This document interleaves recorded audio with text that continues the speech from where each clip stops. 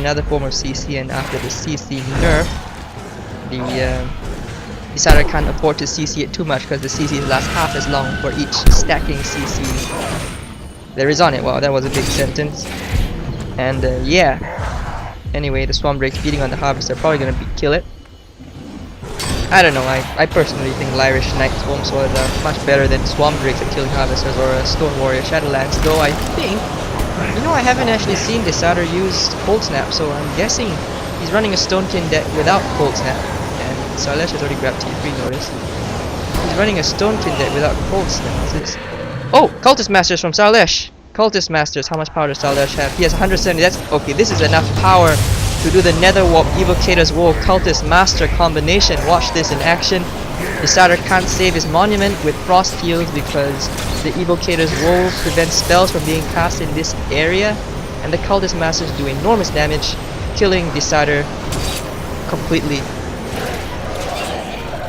Desatr just lost his T3 and doesn't look like he's gonna get T3 anytime soon, so Sarlesch is going for Saturnal, his other T3 combo. Saturnal and Blood Healing and Evocator's Woe is very good. It's a very good combination for Pure Shadow Heaven. Sarlesch, oh, just a bit too late for that.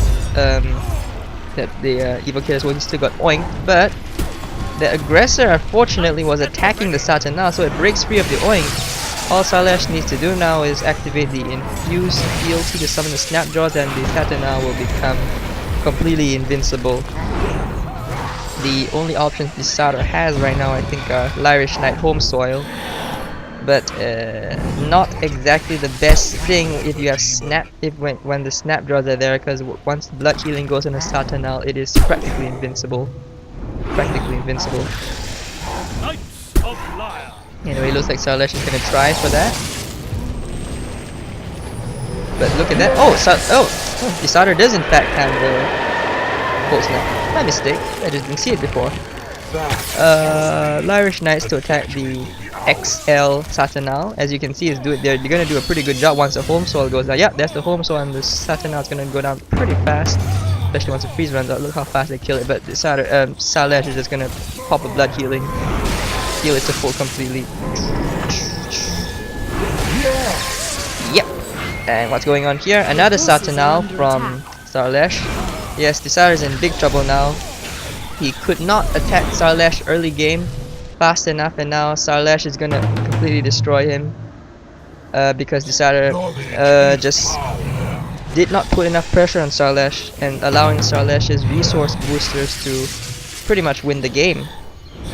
Resource boosters on random maps are very powerful, so if you're playing Pure Shadow and if you have a lot of walls here to slow down your opponent, it's a pretty good example of how map control wins games, because walls are just hard to take down, but you can walk through your enemy's walls with Nether Warp and your resource boosters will just keep giving you power. So that's one of the things Pure Shadow is good at. Anyway, looks like this replay is still going on. I guess maybe they're just chatting. They were just chatting. So I will talk a little longer. What was I gonna say? Yeah, Sarlesch is one of the best Pure Shadow players here, and he runs a very, in my opinion, a very specific T3 that is geared for ultimate. For the most effective, the most efficient T3 possible, and that is Evocator's Woe, the shadow spell that cancels Frost Heals, combined with the Cultist Master, makes Cultist Masters really hard to kill. Most of the counters for Cultist Masters are in fact, let's see, spells like Lava Field, Oink, Ensnaring Roots, those kind of things.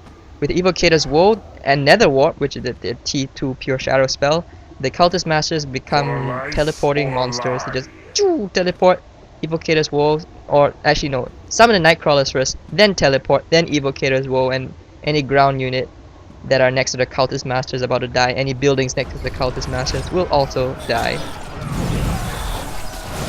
And then plus Saturnal Blood Healing makes an invincible extra large unit, and combined with Evocator's Woe, the extra large unit cannot be crowd control, so that's another good thing for it. Anyway, Evocator's Woe is just such a good Pure Shadow spell. If you play Pure Shadow and don't use Evocator's Woe, the green affinity, not the purple affinity, the green affinity, if you don't use the green affinity of Evocator's Woe, you are making a big mistake. Missing a heck of a lot.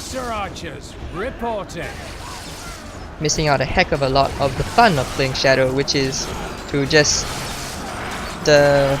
see. I'm gonna Saturnal. Yeah, Saturnal, another Saturnal, all of it dies, Aura of Corruption. Desatr played adequately, I'd say, this game.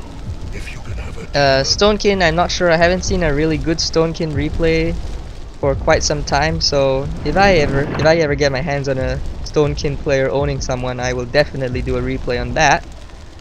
Desatr plays adequately, nothing special, so couldn't stand to Sarlesch's very good Pure Shadow play.